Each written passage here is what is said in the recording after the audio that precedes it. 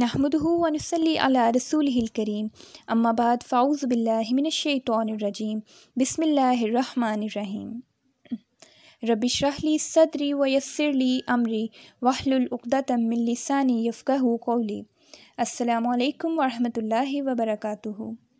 अल्लाह ताला आप सबको ईमान और सेहत की बेहतरीन हालत में रखे, आमीन। आप सबको रमज़ानुल मुबारक का महीना बहुत बहुत मुबारक हो। अल्लाह ताला हमें इस महीने की बरकतें समेटने की तौफ़ीक अता फ़रमाएँ, आमीन। तो पहले रोज़े के साथ ही हम सूरतुल कहफ़ की पहली आयत का भी आगाज़ करेंगे इंशाल्लाह। कहफ़ बेसिकली ऐसे गार को कहते हैं जो किसी पहाड़ में हो। सूरतुल कहफ़ में क्योंकि असहाबुल कहफ़ की स्टोरी है, इसलिए इसे सूरतुल कहफ़ का नाम दिया गया है। ये एक मक्की सूरत है और इसके नाज़िल होने के पीछे भी एक बहुत इंटरेस्टिंग स्टोरी है। मुशरिकीन मक्का जब आप सल्लल्लाहु अलैहि वसल्लम को तौहीद की दावत देने से नहीं रोक पा रहे थे, तो मक्का के कुछ सरदारों ने अपने 2 आदमी मदीना मुनव्वरा यहूदी उलमा के पास भेजे कि ये मालूम करें कि आप लोग तो अहले किताब हो, आप लोगों की किताबों में तो पहले भी इस तरह ज़िक्र था कि इस तरह एक नबी आएगा, तो आप लोगों का हज़रत मोहम्मद सल्लल्लाहु अलैहि वसल्लम के बारे में क्या ख्याल है। तो यहूदी उलमा ने उनसे कहा कि आप हज़रत मोहम्मद सल्लल्लाहु अलैहि वसल्लम से 3 सवाल करें, अगर तो वो सही जवाब दे देते हैं तो ये वाकई अल्लाह के नबी हैं, तो लेकिन अगर उन्होंने सही जवाब नहीं दिए तो इट्स मीन कि ये अल्लाह ताला के नबी नहीं हैं। सवाल ये थे कि अस्हाबे कहफ़ कौन है, रूह क्या है, और उस शख्स का हाल बताएं जिसने मशरिक़ से मगरिब तक पूरी दुनिया का सफ़र किया, यानी ज़ुल्क़रनैन कौन थे। और अल्लाह सुब्हानो ताला ने उनके इन 3 सवालों के जवाब में एक पूरी सूरत सूरतुल कहफ़ के नाम से उतारी। सुभान अल्लाह। इस सूरत में बेसिकली 4 स्टोरीज़ हैं और 4 पैराग्राफ हैं, जिनको इंशाल्लाह हम आखिर में थोड़ा सा डिस्कस करेंगे। अब हम सूरत की फ़जीलत के बारे में बात करते हैं।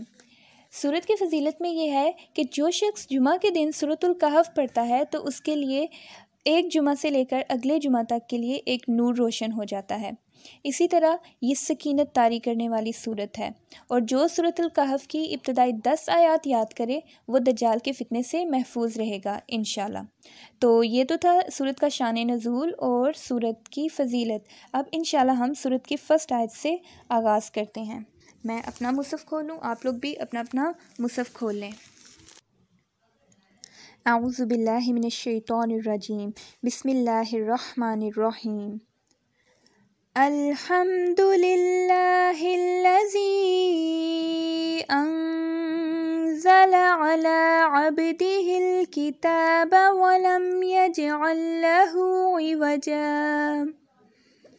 सब तारीफ़ें अल्लाह सुब्हानो ताला के लिए हैं जिसने अपने बंदे पर किताब नाजिल की और इसमें कोई कजी कोई टेढ़पन नहीं रखा। हम अल्हम्दुलिल्लाह का बेसिकली तर्जमा करते हैं कि सब तारीफ़ें अल्लाह ताला के लिए, मगर अरबी में तारीफ़ के लिए सना का लफ्ज़ इस्तेमाल होता है। अल्हम्दुलिल्लाह का मतलब ऐसी तारीफ़ है जिसमें शुक्र भी शामिल हो। फ़ॉर एग्ज़ाम्पल, अगर हम कोई क्यूट सा बेबी देखते हैं और हम उसकी तारीफ़ करते हैं कि वो कितना क्यूट बेबी है, तो हम सिर्फ़ उसकी तारीफ़ करते हैं, हम उसका शुक्र अदा नहीं करते या उसका एहसान नहीं मानते। शुक्र किसी के एहसान की वजह से उसकी तारीफ़ करने को कहते हैं।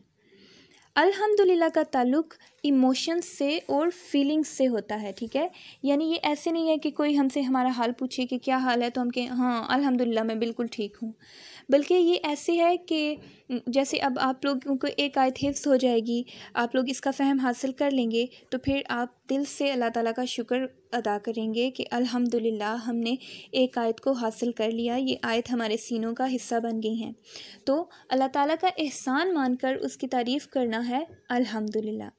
तो अल्हम्दुलिल्लाह का मतलब आप लोगों को क्लियर हो गया होगा इंशाल्लाह। अल्हम्दुलिल्लाह। ओके जी, तो नेक्स्ट वर्ड क्या है? अल्हम्दुलिल्लाहिल्लज़ी। अल्लज़ी इसमें मौसूल है, इसे 2 लफ्ज़ों के दरमियान ताल्लुक़ बताने के लिए इस्तेमाल करते हैं। यानी वैसे तो हर चीज़ के लिए अल्हम्दुलिल्लाह, मगर आगे जिस चीज़ का ज़िक्र होने वाला है उस चीज़ के लिए ख़ास तौर पर मैं अल्लाह ताला की हम्द बयान करती हूँ। और वो अगली चीज़ क्या है?